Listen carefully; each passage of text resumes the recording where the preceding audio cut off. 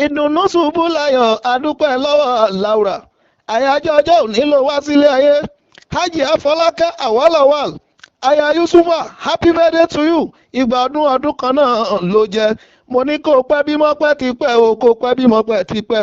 Wàá fọwọ́ pawú o, wàá fèrè kì í jobi. Ẹ̀mí tó ṣe yìí á ṣe mí láyé nínú owó nínú ọlá ìkúbalẹ̀ ọ̀rọ̀.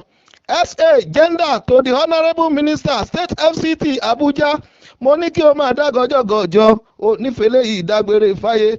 Ọmọ ẹlẹ́pọ̀ àràn ilé bọ́láńtà l'Ógbómọ̀ṣọ́ nílé bọ́láńtà bọ́lá bá ń ta ara yá wọn bọ́lá bá dojú dé inú àbí wọn. Ọmọ Ògbómọ̀ṣọ́ ògbómojúgun ogbóṣẹ́gi ọmọ afọgbọjà nílé Akíntọ́lá bàbá lámìlámì àjàlágbé ọmọ ọkọ òun lógun ọmọ àlè.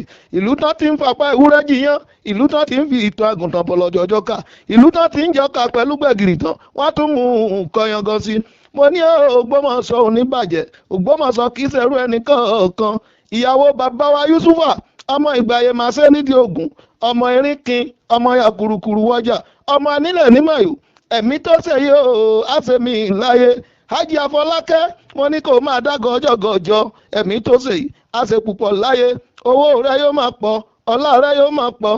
Àṣeyíṣẹ́ mi, happy birthday to you.